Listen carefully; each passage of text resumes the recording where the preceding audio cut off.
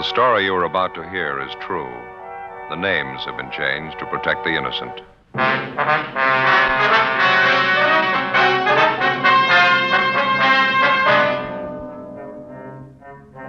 You're a detective sergeant. You're assigned a homicide detail. A 64-year-old shopkeeper is found murdered, beaten to death in the back room of his store. The body bears the marks of a savage attack. There's no trace of the killer. Your job? Get him.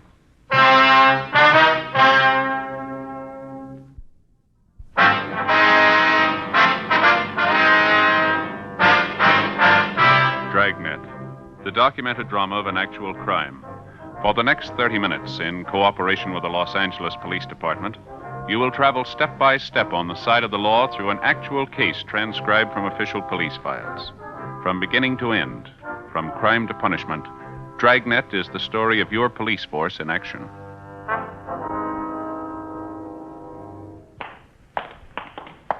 It was Wednesday, February 19th. It was cloudy in Los Angeles. We were working the night watch out of homicide detail. My partner's Ben Romero. The boss is Thad Brown, chief of detectives. My name's Friday. We were on the way out from the office, and it was 10:56 p.m. when we got to 1016 South 12th Street, the Apex Men's Shop. Yes, sir? Friday and Romero, Central Homicide. ID card. Oh, yeah, Sergeant. Been waiting for you. My partner's upstairs in the back talking to the victim's wife. You answered the call, did you? Yeah, that's right. Miles and Kiever, Unit 16R. Who are you? Miles. Kiever's talking to Mrs. Wilford, victim's wife. She found the body. What's that up above? How's that? Music up there somewhere. Sounds like a party. Oh, yeah. Well, that's a dance place. Takes the whole upper floor of the building. Wonderland Dance Hall, I think that's it. Mm-hmm. When was the body found, Miles? Do you know? Well, the wife wasn't very definite about it. She told us she came in the shop here about 10 o'clock tonight. The place was wide open, nobody behind the counter. Said she looked around a while, finally found her husband's body in the storeroom back there. Nothing for a weak stomach. It's pretty brutal. What else do you have to say? Oh, not too much. She's pretty closed-mouthed. Probably the shock of finding her husband like that. I don't know. Do you want to show us where he is, Miles? Yeah, it's straight back this way. Mm-hmm. Victim's name is Joseph Wilford. Owner of the store, ran it himself. Wife says he's had the business here for 23 years. It's a typical men's shop here. You can see that. Mm-hmm. It's around the left. In here. Okay, go ahead. He used this for his storeroom, I guess. Uh-huh. Oh, that's it. As far as we know, the body hasn't been touched. Yeah, sure took a terrible beating. An elderly man, huh? The wife said he was 64 last birthday. She couldn't think of any enemies he has. Anybody want to do this? Where'd he keep his cash? Did she tell you that? No, cash register, I guess. Can't be sure till Leighton Prince gets here. Yeah. Did you call the crime lab yet? I'm waiting for you fellas. You want to call him now? Would you mind? Oh, sure, Sergeant. Say, you might as well call the coroner while you're at it. Tell him there's no big rush. Yeah, right. Take a look around here, Joe. Looks like a tornado ripped through. Yeah. Chair overturned, clothes all over the floor. Yeah. Come here, Ben. Mm-hmm. Look at the body here. Yeah? His arms tied behind his back. Ordinary clothesline robe. What's that cloth knotted around his neck? I don't know. Looks like it could be a woman's slip, doesn't it? Mm-hmm. Whoever it was, they weren't taking any chances he'd live through it. The wounds on the head here, and the neck, see? Yeah. Looks like he was stamped on by boots, something like that. Maybe a narrow heel. Sure brutal. Doesn't look too much like a robbery motive. Not from the beating he took, anyway. Huh? Yeah. Looks like he might have had a taste for art. All over the wall here, pin-up girls, fancy calendars. I talked to the crime lab, Sergeant. On the way out. Oh, thanks, Miles. Notified Deputy Coroner. Anything else I can do for you? Yeah, would you mind getting the wife down here, Ms. Wilford? We'd like to talk to her. Sure, right away. Thank you. How's she feeling? Any hysterics? No, she's pretty quiet. She went upstairs to rest. A couple of housekeeping rooms up there. Guess that's where she and her husband live. We'll tell her she doesn't feel too well. We could come up there and talk to her. Right, Sergeant. Right. What do you think? I don't know. We'll see what the crime lab can come up with. We can start checking around the neighborhood after we talk to the wife, huh? Mm-hmm. Let me take a look here. What's that there? It's funny. Not much place in the haberdashery for things like this. Look. A woman's nightgown. Black lace, huh? Mm-hmm. Packed in a gift box. Is that a card there? Yeah. See if we can read it without touching it. Mm-hmm. Says, to a beautiful girl, you've been away too long, hoping we'll never be parted again. It's signed Joseph Wilford. Seems a little funny, huh? Yeah, it does. Maybe his wife's been on a trip. He's going to give it to her as a present. When's the last time you gave your wife a black lace nightgown?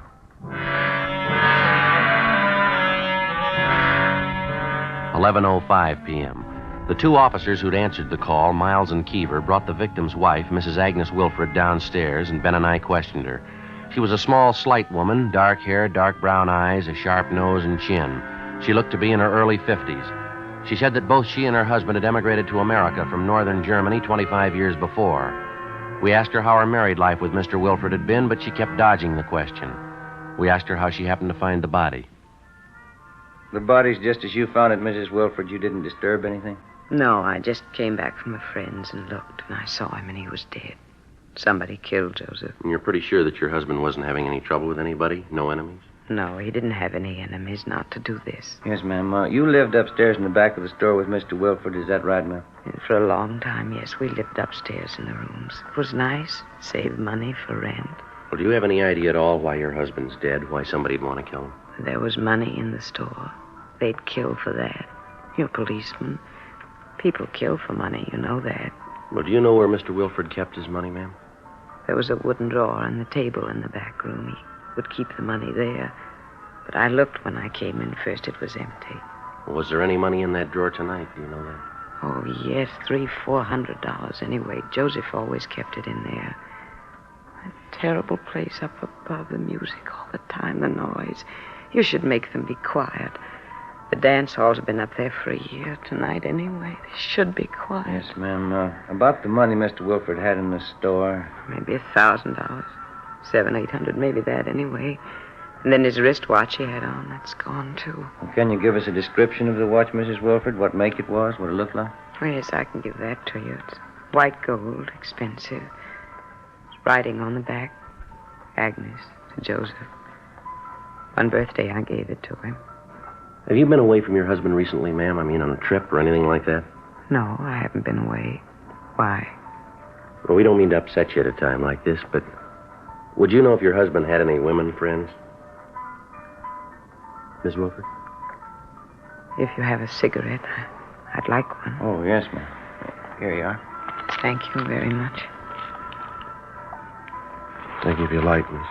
Thank you. Do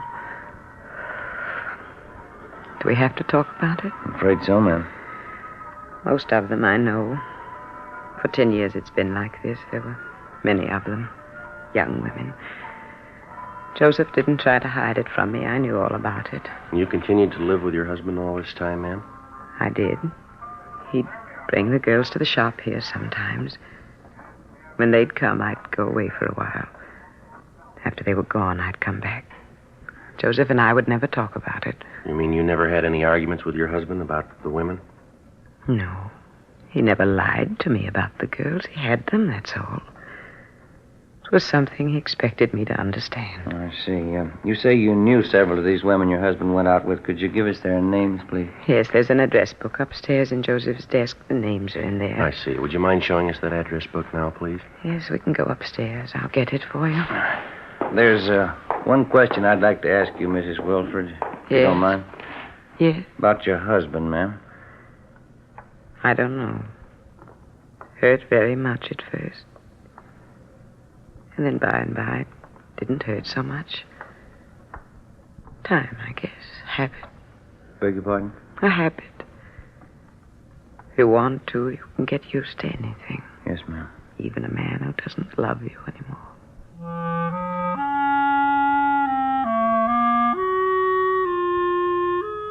We went upstairs to the housekeeping rooms where Mrs. Wilfred gave us her husband's personal address book. She also gave us a description of his wristwatch, which had been removed from the body, along with the name of the jeweler who'd sold her the watch. It was a Hamilton with a diamond-studded dial. The crime lab crew arrived downstairs and began their routine investigation. We finished questioning the victim's wife, and then we started checking the neighborhood. Only a few of the stores in the area were still open.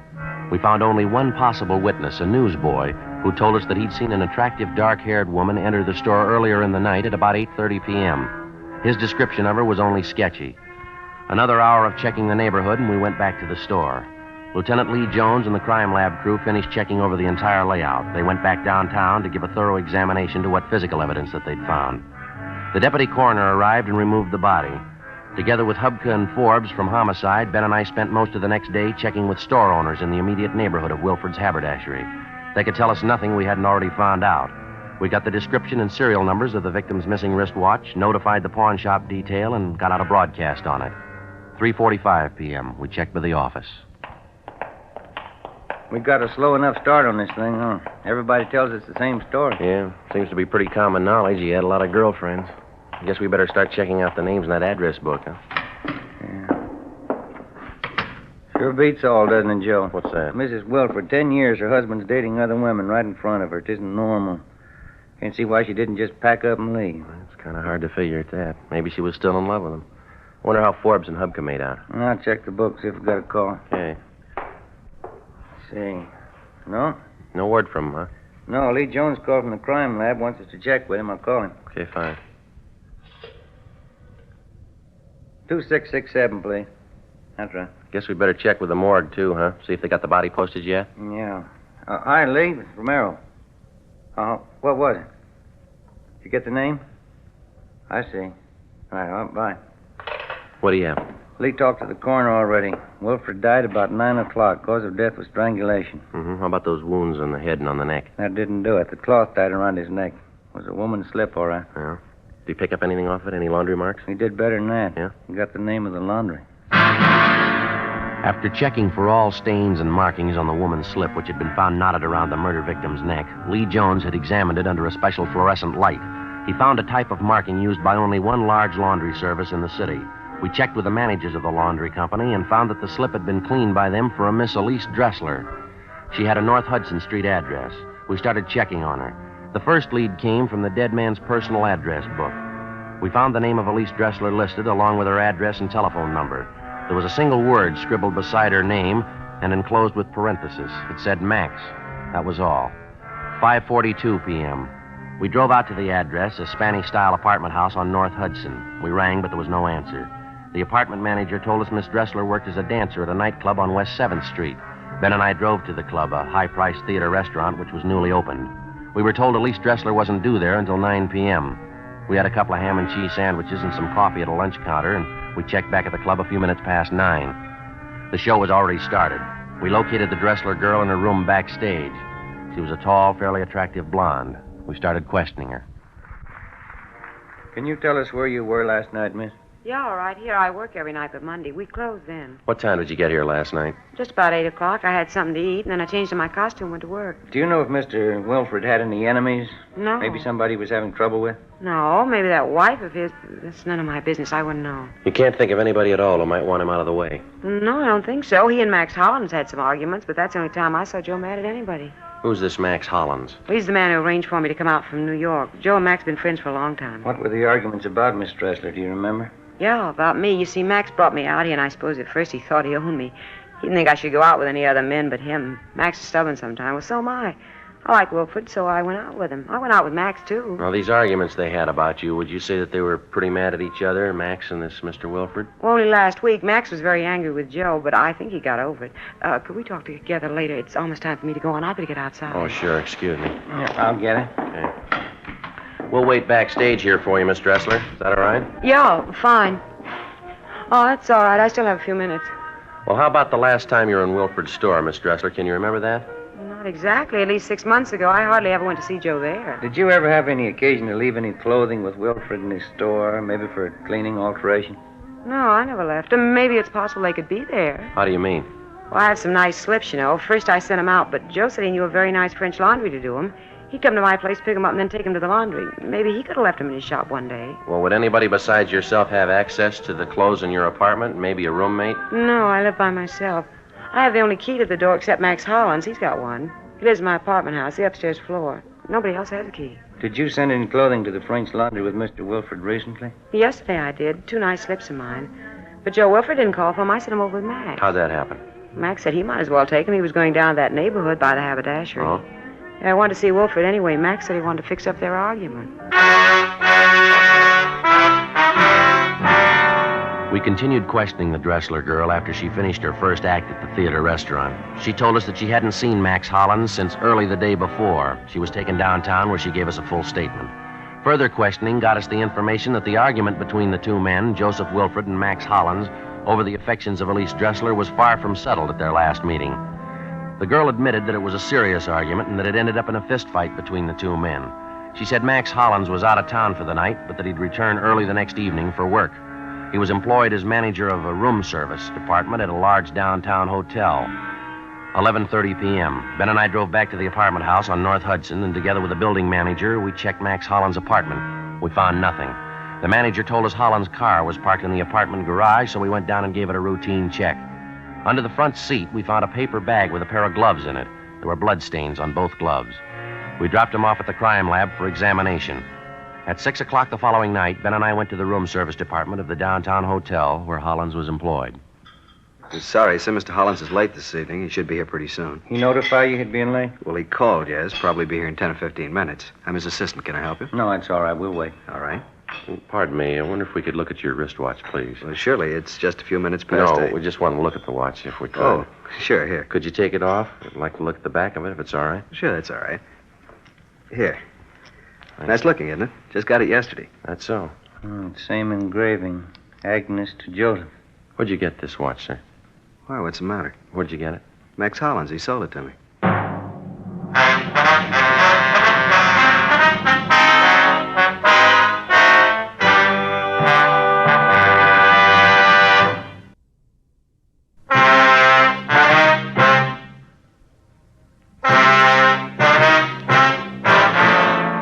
February 21st, Friday, 6:30 p.m. We called the office and notified them that we'd located the wristwatch taken from the body of the murder victim, Joseph Wilfred. A stakeout was placed on the North Hudson Street apartment house. Ben and I stayed on at the hotel waiting the return of the murder suspect, Max Hollins. We talked to his assistant and found out that Hollins had a room in the hotel where he could sleep whenever he was called on to work late at night. 6:55 p.m. We called the office back and asked for a couple of men to be sent over to check the suspect's room. A few minutes later, Hollins himself showed up for work. Apparently, he'd been doing some drinking. Ben and I questioned him at his desk to stall for time until the men from the office could get to the hotel and make a thorough check of the suspect's room. Hollins was kept busy on the phone taking room service orders from the hotel guests. In between calls, we talked to him. I left Elise in the apartment, and then I took the few pieces of laundry she had and dropped them off at Wilfred's store. It was about 6 o'clock Wednesday night. You mentioned to the Dressler girl you wanted to see Mr. Wilfred. You wanted to patch up an argument you'd had with him? Yes, I just wanted to make sure he didn't have any bad feelings about it. Really wasn't much of an argument. How long did you stay at Wilfred's store, Mr. Hollins? Do you remember that? 20 minutes, maybe a half hour. We talked, and we had a glass of wine in the back room. No, it was upstairs. We drank the wine, and everything was all right. I guess it was about 6:30 when I left the store. He was all right then. Well, did anybody come in the store while you were there? No, there was nobody. How about Mrs. Wilfred? Was she in the store at all during the time you were there on Wednesday? No, he said she was gone for the day. She'd be back later on. We finished our talk, then I left. It was the last time I saw Joseph. It was a terrible thing for somebody to kill him. Excuse me again, please. Yes, sir. Go ahead. Room service, may I help you, please? Yes, sir. Yes, sir. Well, could I suggest the Palace Court salad? Very nice, yes. Hearts of artichokes filled with fresh crab meat, a Thousand Island dressing garnished with slices of avocado. All right. 2 orders. Some consomme? All right. French rolls, coffee, and brandy. 8:13. Yes, sir, right away. Fred, this order for 8:13. Yes, Mr. Hollins?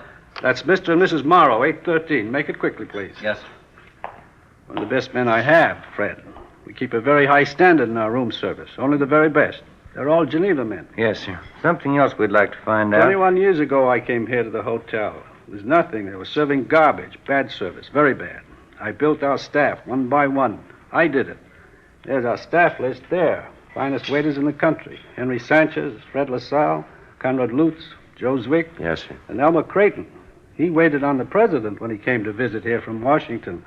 The president thought so much of our service, he wrote a letter to Elmer later on. No argument at all. I have the best men in the country, the best food. 21 years to make it like it is.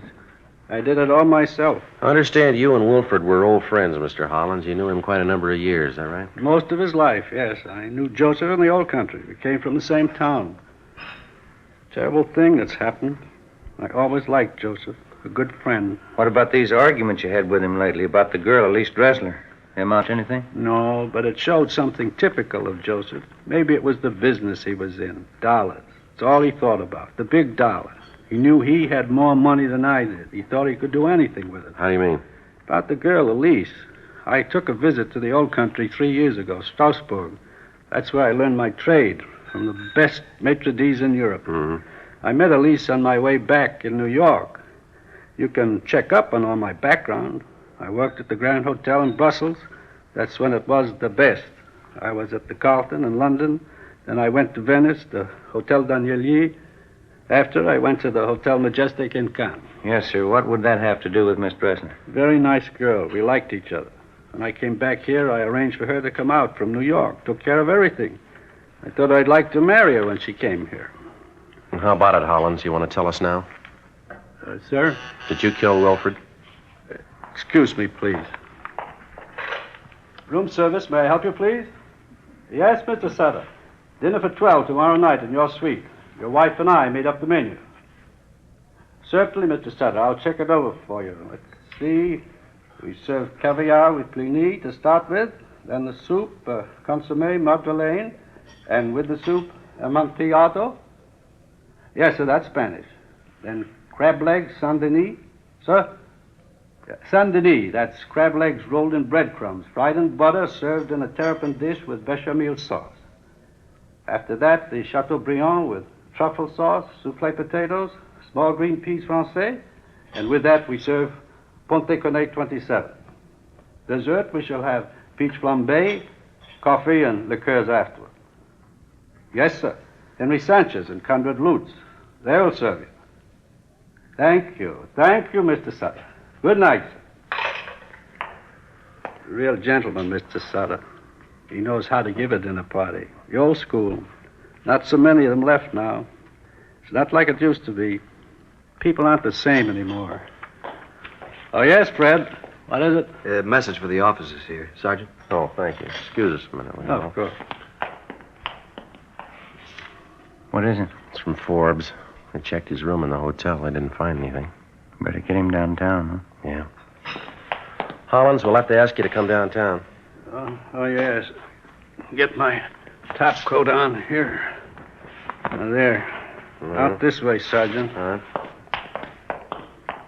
You park your car in the hotel garage? No, sir, outside on 10th Street. You can go out the side door then. This way.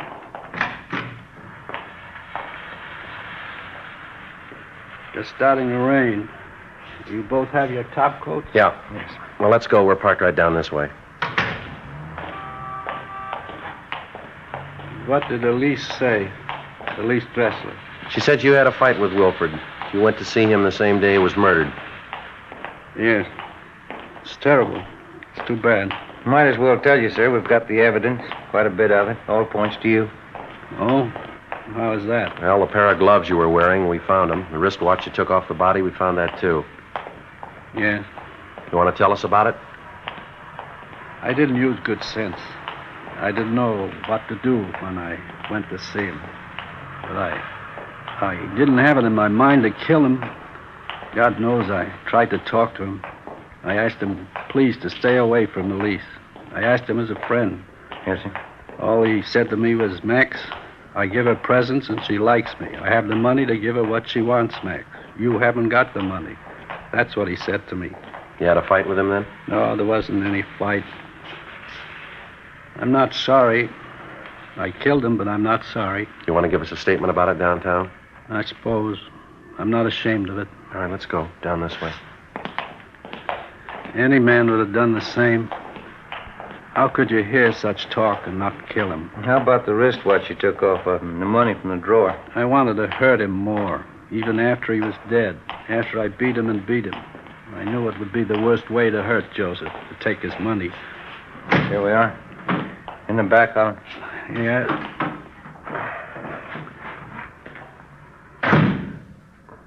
Sergeant. Yeah. I've told you now. I killed him. Don't you think I had a right to kill him? I wouldn't know. But he was like that. The first time you met Joseph, you would know he was bad. It was better for everybody for him to die. First time you met him, you would know that. I'm sorry, I wouldn't know, mister. What? The only time I met him, he was dead.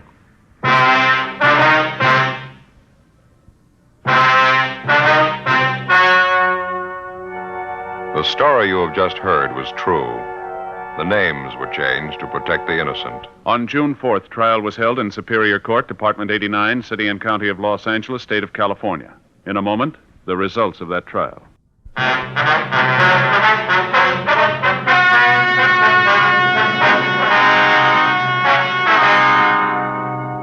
Max Hollins was tried and convicted of murder in the first degree.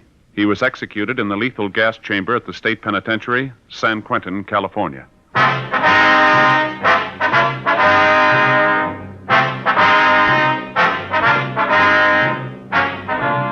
You have just heard Dragnet, a series of authentic cases from official files.